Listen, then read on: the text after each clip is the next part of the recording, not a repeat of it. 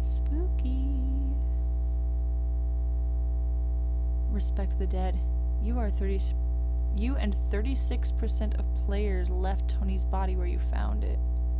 Secrets. You and 76% of players were up front with Dennis about Tony's death. Trust. You and 55 told Dennis that you believed his story. Curiosity. You and 75% of players went to investigate the ringing sound. Teamwork. You and 64% of players decided to bring Dennis with you. Oh, that's cool. We're standing on a thin platform of what looks like a fancy subway. The rails look well used, but not old. There are small overhead lights that are very dim, as if they're running on emergency power. The dim overhead lights are a blessing, but the size of the place makes me feel vulnerable. Staring ahead, the tunnel seems to be endless. It's almost dizzying. But there's a small light further ahead, and then a space that breaks the monotony of the tunnel. Curved surface. Another platform, maybe? Why are we in a subway tunnel? Dennis, what do you think this is? Why are we in a subway tunnel? Dennis doesn't answer. The reality of what we are seeing is sinking in. Whatever this place is, it's buried way underground. That seems impossible to me, making anything that's on the other side of this tunnel dangerous as far as I'm concerned. But of course, we are going to go on. Human curiosity is going to see to that. Also, the ringing noise is louder down here. It's much more solid now. And there's some other sound. Something like the faint hum of machinery. What's your take on this, boss? Do you think we're safe here? Dennis asks. Not at all. This is what I think to myself, but I don't want to let Dennis see that. I'm rattled. While he seems to be limping along much better than when we first stumbled onto this place, he's still in rough shape. I'm leading him here, and I should probably make him feel confident in that. We'll be fine. Well, what's the worst that could be down here? Aliens? Zombies? Nah. We live in the real world. We're just doing a logging company. Worst case scenario, we'll just find some people that, want to take us back to civilization. Certainly that's the worst we'll find, is some people who maybe get us in legal trouble. We're too far in to go back, I say. Besides, if we get caught for trespassing, I'm pretty sure we'd slide by. We're good. You're in pain, and we've got to find the rest of our crew. They could still be here somewhere. Dennis nods, looks reassured. Albeit weak and miserable. From the looks of it, we can go either left or right. The left is slightly lit, and the right not so much. This makes me uneasy because I get the same sense that one wrong turn in a place like this would have us wandering for hours. Suddenly, I jerk my head to the right, and I hear the unmistakable sound of someone walking. Did you hear something? I asked Dennis, my eyes straining to see anything in the darkness. I'm not sure, he says. Maybe. It kind of sounded like footsteps. I wait a moment, but the sound doesn't come again. So those are our options. To the left, a flickering light indicating that we'll at least be able to see. There's also a hum of machinery, a sign of life. To the right, just darkness, but we also heard footsteps in that direction. Ooh. Okay. To the left, we can see, and is where the sound we originally started following was coming from. To the to the right is just darkness, but we also heard footsteps. Now that could mean somebody that we don't want to be involved with, somebody that we absolutely do not want to know when we're here, but it also could be the people we're coming down here to find. Well, how dark is the right? I want to go left just because I really don't like the idea of wandering in the dark. I also don't like that there was footsteps.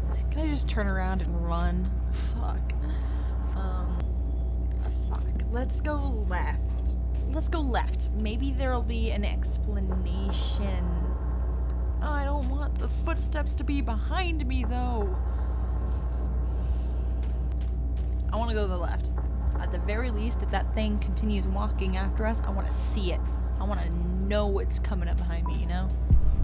I don't want to go into the darkness with it. It seems smart to stay in the light. Left it is. As we head left, the lights ahead are like a beacon in the dark, luring us forward. Someone left the lights on for us, Dennis says, trying to be funny, but creeping me out instead. I wonder if that's a good or a bad thing, I say. As we near the lights, I hear the hum of machinery grow louder, but it doesn't sound like machinery I've heard before. As the light increases, I use it to take inventory of Dennis's and his condition. While the bleeding seems to have stopped, the amount that has soaked into his pants and shirt is beyond alarming. How much further can you walk? I ask him. Can you keep going? Yes, Dennis says. Let's walk into the deep tunnel that has no business being here. Now, fully stepping to the light, I notice that the sound of machinery is coming from an area on the left side that is protected by a guardrail. Wisps of blue light dance on the walls as they leak from whatever's below.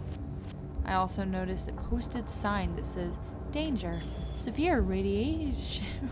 What? Severe radiation poisoning threat. I mean, how does radiation work, right? Like, you're in the area, you're already gonna be fucked by it, right? So stepping a little closer and taking a peek isn't gonna be that bad for my long-term health. I'm just going based on the fact that this is a spooky game. This is supposed to be a spooky game. I'm not sure I'm gonna live long enough to have radiation matter. I wanna peek in. I wanna take a little bit of a peek-see-boo, you know? It's worth taking a look. We walk over to the guardrail and peer down below. This is where that strange hum is coming from. Further down in the dark, there's something that I can only assume is sort of a power generator. There are tanks, pipes, and valves. Sure, but there's just something odd about it. It looks like it doesn't belong here. Hey, Dennis says, nudging me. Do you see that? He gestures to the main pipe coming out the top. As my eyes trace along it, it just disappears into a black floating mass. I rub my eyes and look again. The pipe goes up into a sphere, but within the sphere is the deepest, darkest darkness I've ever seen. And the area around it seems twisted, almost like a rip in space. I don't know much about whatever this thing is, Dennis says, but I don't like being near it. I agree. And we take off down the tunnel again, eager to be away from that pipe and those lights. As we start walking, I notice another structure coming into view ahead. Ah, an exit and a trash can. How convenient. I can drop off my water bottle. My empty bottle. As we head further into the tunnel, we reach another platform. There's a light coming from the platform, but like the overhead lights, they're dim. Red emergency lights.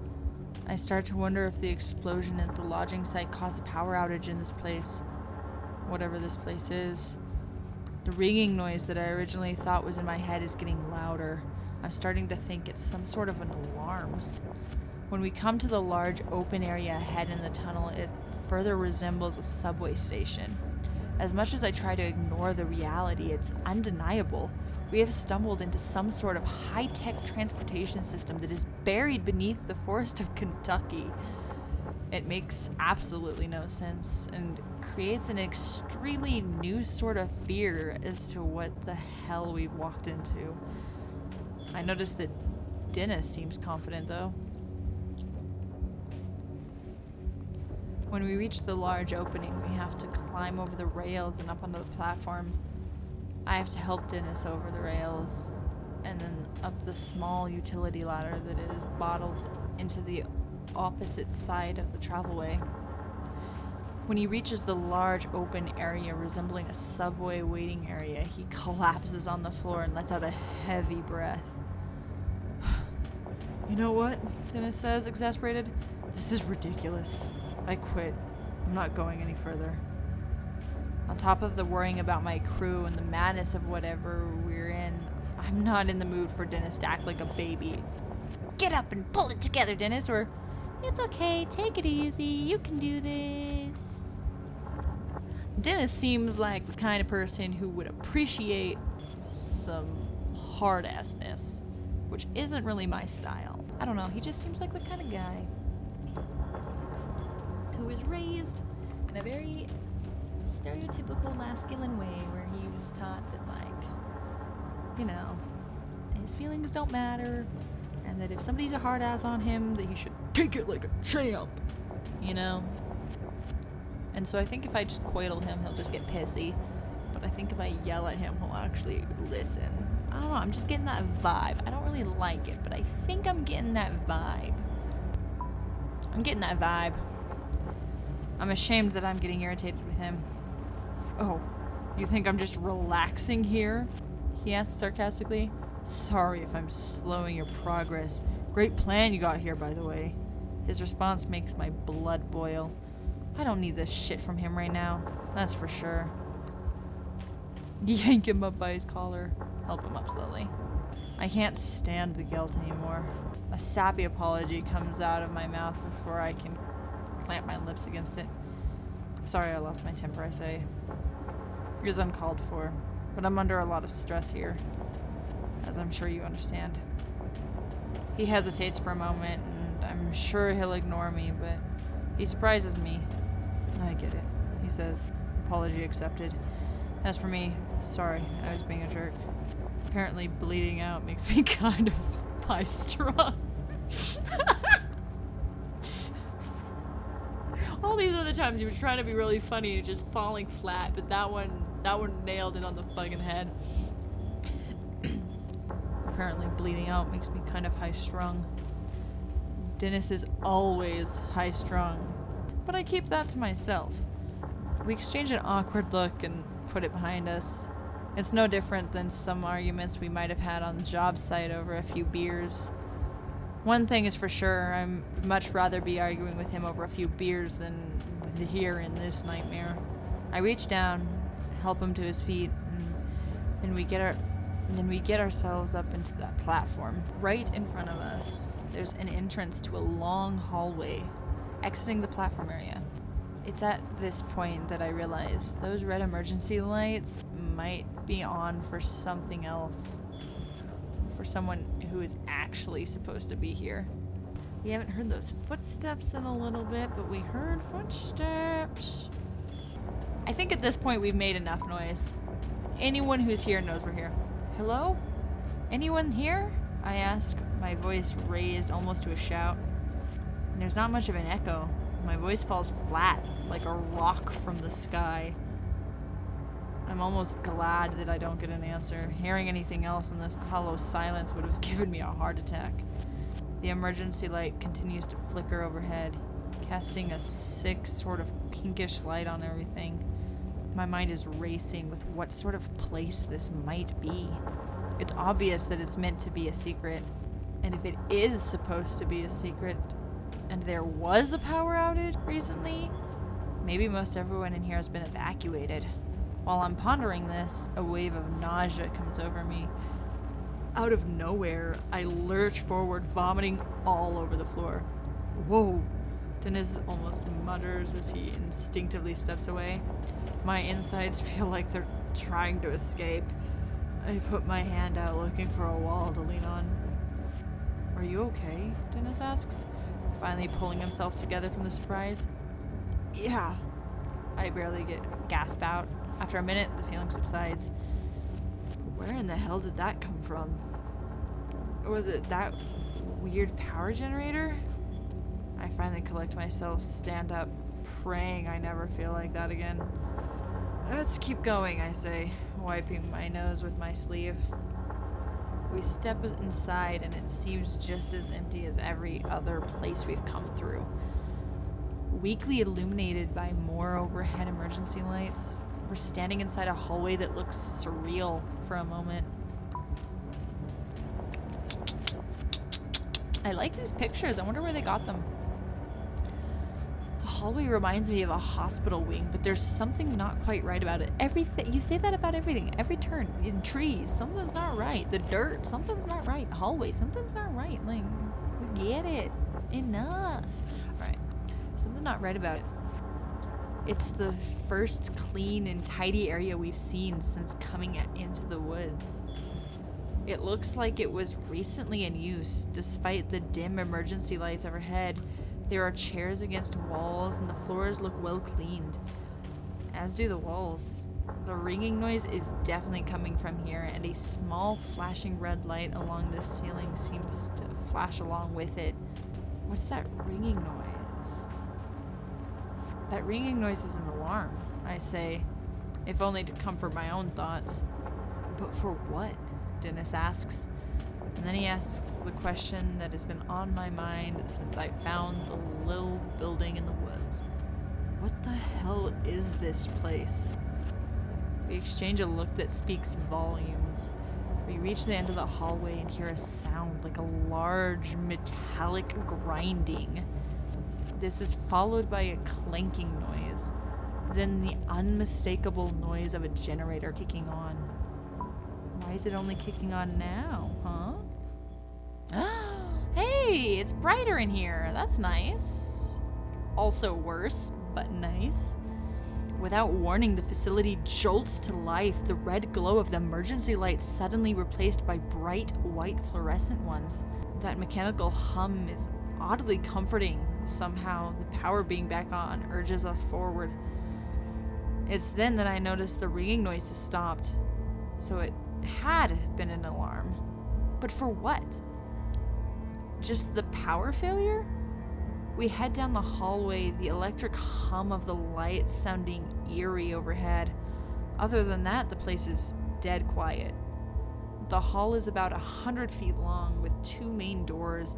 One door open into a large room that looks like a conference room with a whiteboard and papers strewn about. Across the hallway, another door looks like a laboratory of sorts. Dennis slumps against the wall in defeat and lets out a scary-sounding chuckle. Something funny? I ask, as a dark, brooding panic starts to grip me. Dennis just keeps chuckling as he slides down the floor. I'm just going to sit here while you look around, he says. There's a look in his eye that reminds me far too much of a dead animal on the side of the road. The conference room or the lab? There's a whiteboard and papers in the conference room. He didn't really give any specifications of what he could see in the lab. I like the idea of entering the lab, but I think the conference room might have more information just because we can read the papers. Even if we like see tests or things in the lab, we won't know what they are probably, but there might be papers in the conference room telling us, right? I hope he sat down in one of the chairs. They said there were chairs in there, and he sounds like he just slumped on the floor, like, take a chair. A large table sits in the middle of the room, lined with a series of chairs. It looks something straight out of a showroom. A well-used whiteboard hangs on the wall, and there are scattered papers on the desk. Whiteboard's probably going to be recent information. I think I want to look at the whiteboard. A few things are scribbled on the whiteboard, mostly formulas and names, but there are some things that are easy to understand, things that make my blood go cold. Subject number 6, cause of death, embolism, and aneurysm, or both. Ideas for new delivery mode. Spherical, liquid, include comatose state, first. TerraCore Co., possible plutonium supplier. Look at the papers on the table. Most of the papers are printouts, have odd codes and equations that go way over my head. But there are also handwritten notes that don't make me feel any better about our situation. I read through them and see scrawled notes that say things like, last experiment failed, overdose before transport. Levels indicate cellular catabolism. More lead, shielding, and expert suits? Measurements make no sense. Let Barksdale know about possible Higgs field fix. Outside in the hallway, I hear Dennis grunting. I head out of the room. and see him still seated on the floor. I don't get very far because as I exit, a man comes rushing around the corner with an automatic rifle in his hand. Okay, well that's not good. Someone else is down here, and they have a gun for some reason. Wonder why they could need that. It's hard to look beyond his rifle. The man carrying it is young with messy dark hair. His skin so pale, I wonder if maybe he lives down here. He has the look of a guy who's been cooped up for a little too long. He doesn't seem like the kind of person I trust with a gun in a stressful situation. He sees us in the doorway and he screams, bringing the gun up. It's aimed directly at my head. Put my hands in the air, try to attack. My hands in the air, like I just don't care. Another way sounds like a good way to get shot. Put my hands in the air, surprised at how natural it feels to get in this surprised state.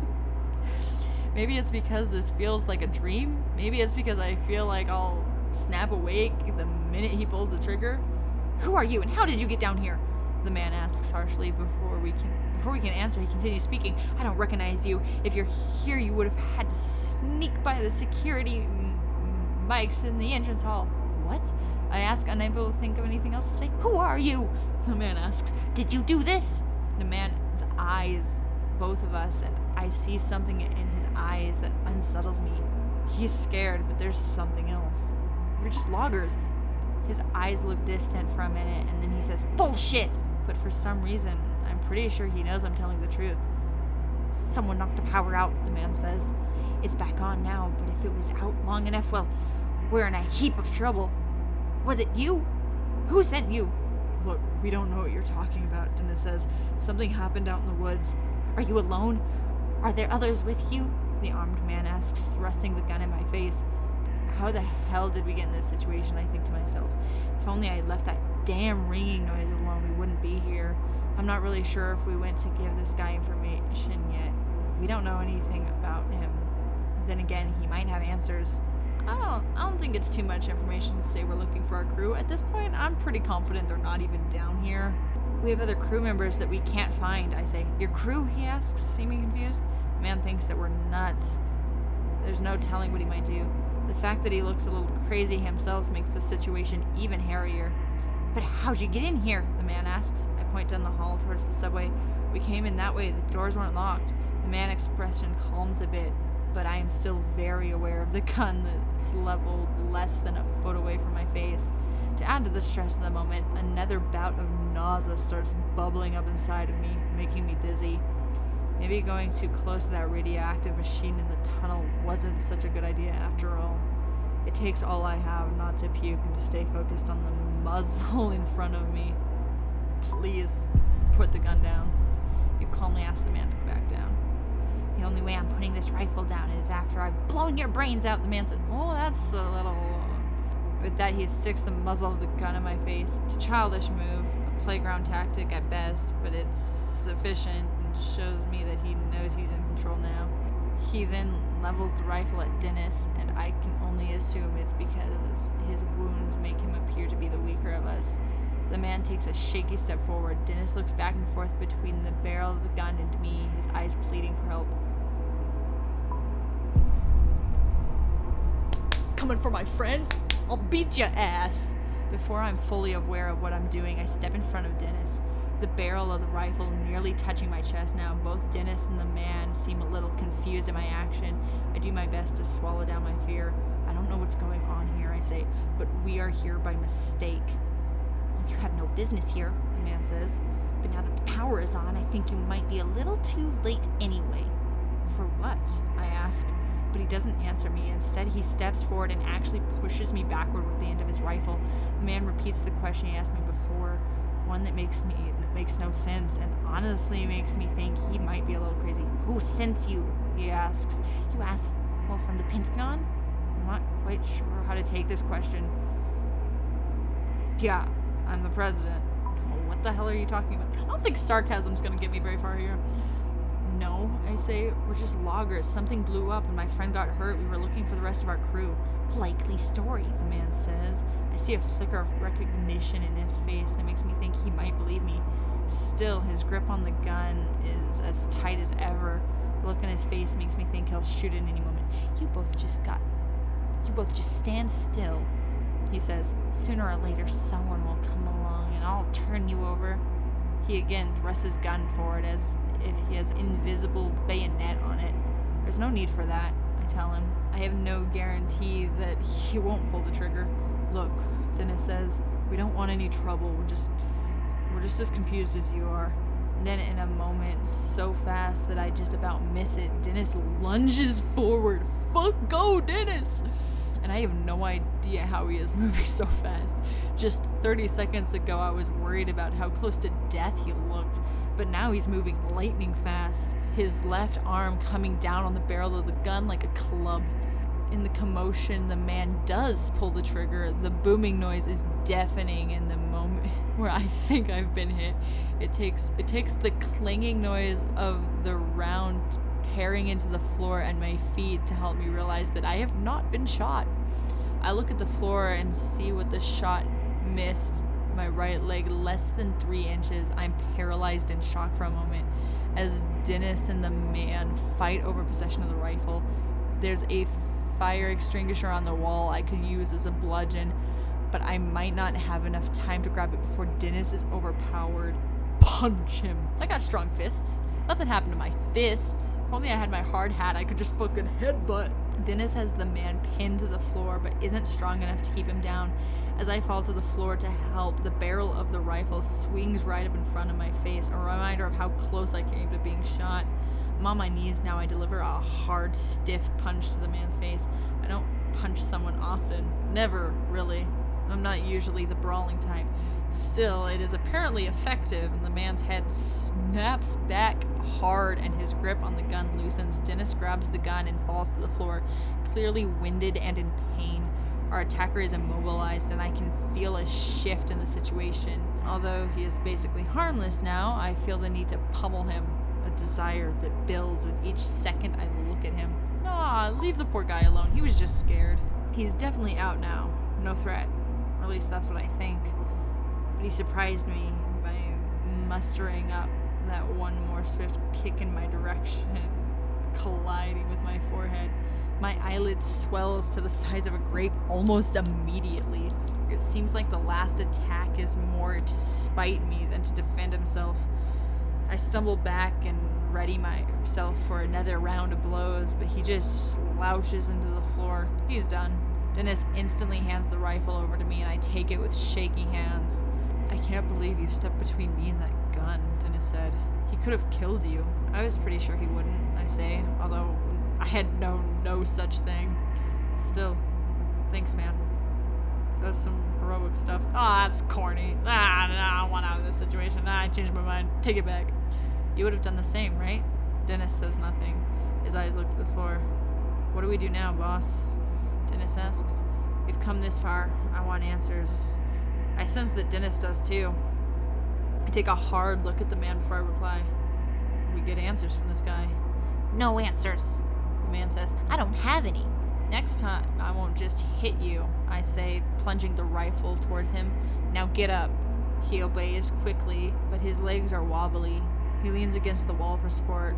I can feel my swollen eyelid from where he kicked me earlier. I just hope it doesn't get so bad that it affects my sight.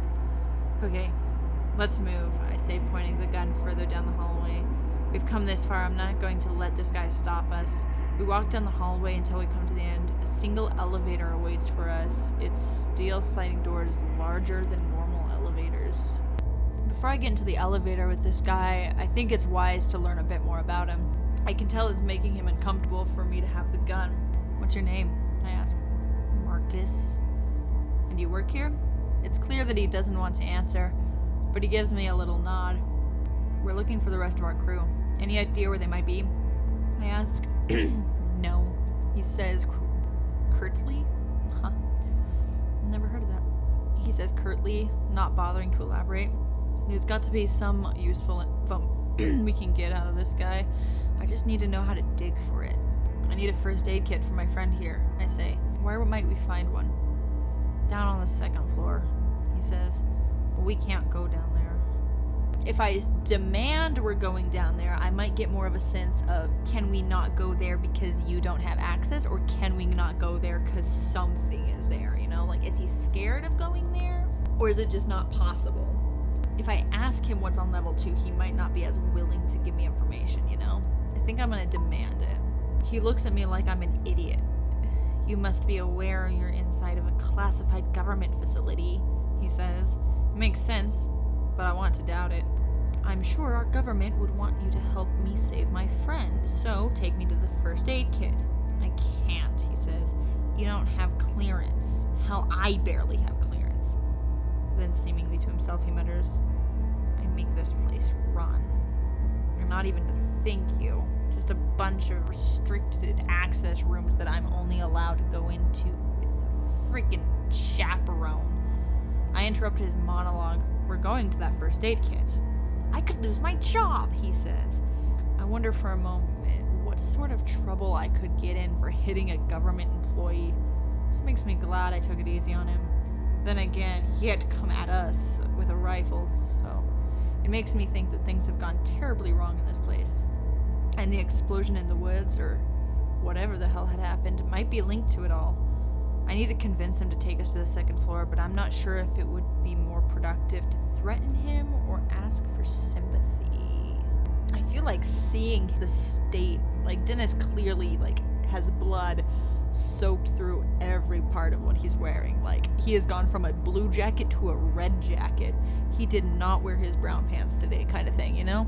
I feel like that should be enough to gain the sympathy aspect. I'm gonna go with sympathy just because that's more my style. Look, I say, it hasn't been the best today. We're just trying to find out what's going on and to find our crew to survive. I know that isn't a normal situation down here. It looks like all your protocol have been blown to hell. Can't you help us out?